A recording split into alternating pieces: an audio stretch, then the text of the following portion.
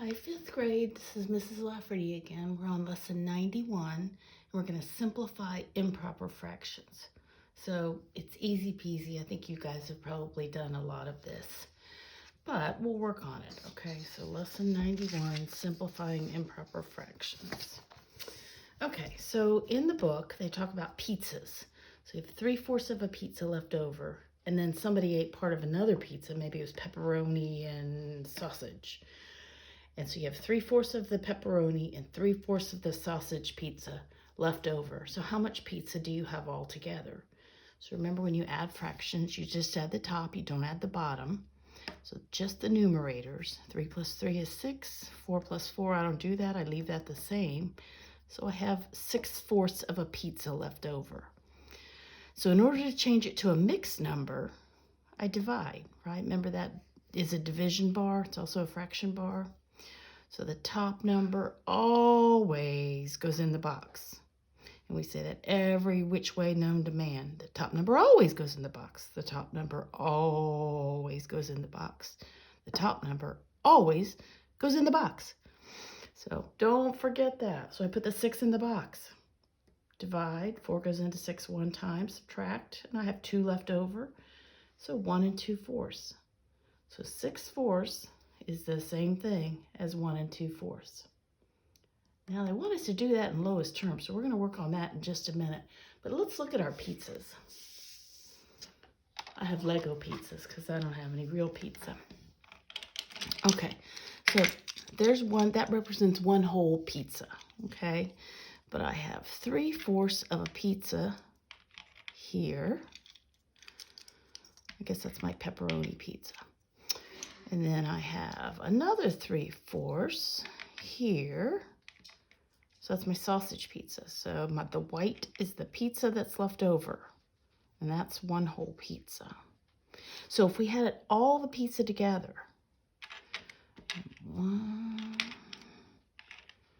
what do I have? I have 1 2/4 left over. Is that the same thing as 1 1/2? Look, is it a half of this? Sure is. So that's what we want to get to, 1 1/2. We just have to figure out how to do it. Let's put this aside for a minute. Okay, the top number always goes in the box. I keep saying that. Okay, so I've got my 1 2/4. I don't need to do anything with that one other than remember it. And remembering it's pretty important. So I don't reduce that, but I do need to reduce the fraction part, right? So remember, reducing fractions or simplifying fractions, we just did this. I use my greatest common factor, and I have my line, divide, box equals line. So here's my fraction, my original 2/4, divided by, and 2 is the greatest common factor.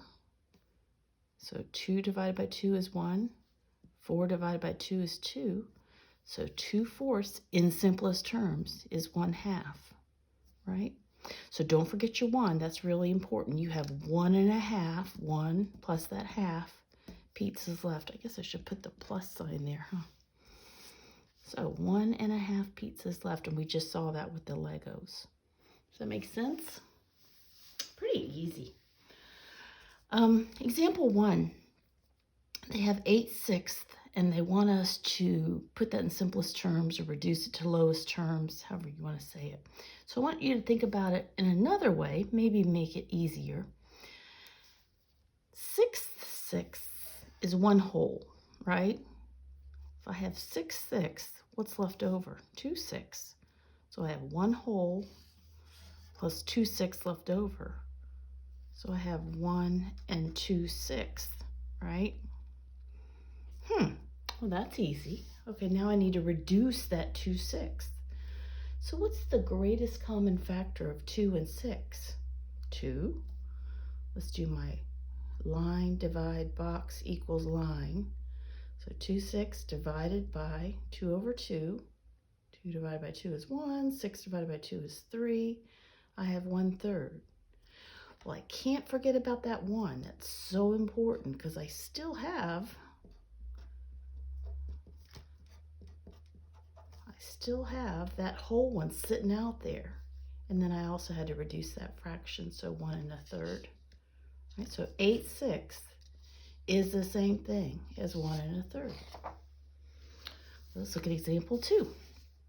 They have some books and there are various thicknesses of pages, but essentially they want us to add, let me get this down here where you can see, 1 7/8 plus 1 3/8.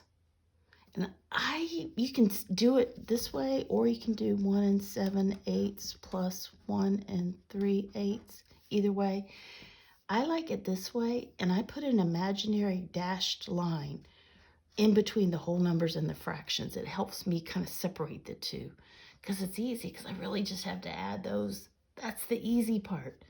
This gets a little more tricky, so I separate them for just a minute.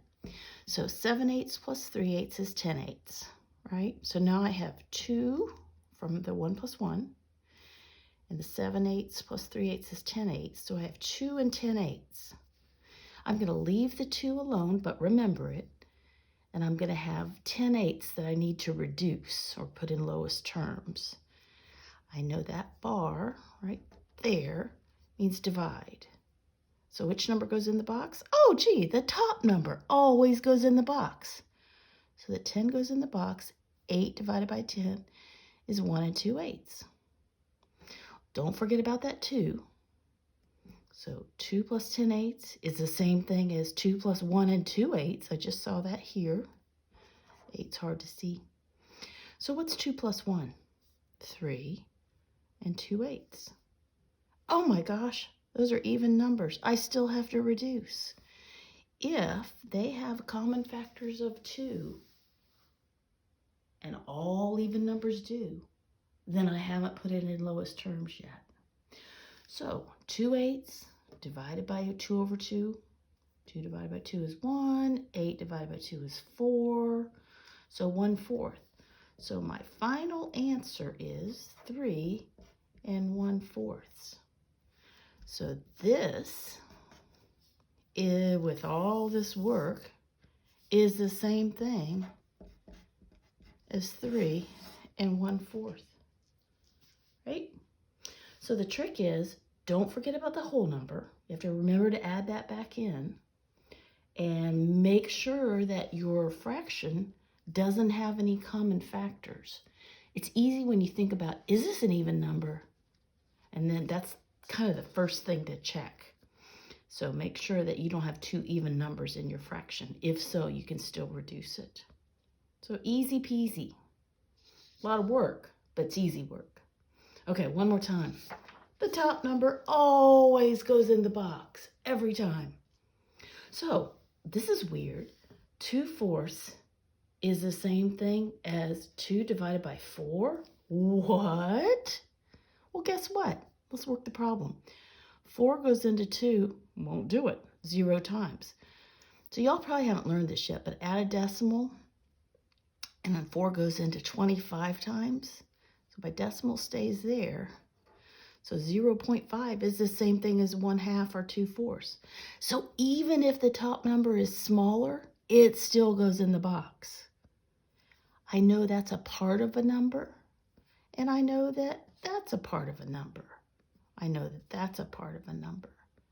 So if I did it the other way around, I'd get 2. And 2/4 doesn't equal 2, does it? So the top number always goes in the box. And I have kids that are 25 years old now that will tell you, oh, the top number always goes in the box. So you guys have a good day.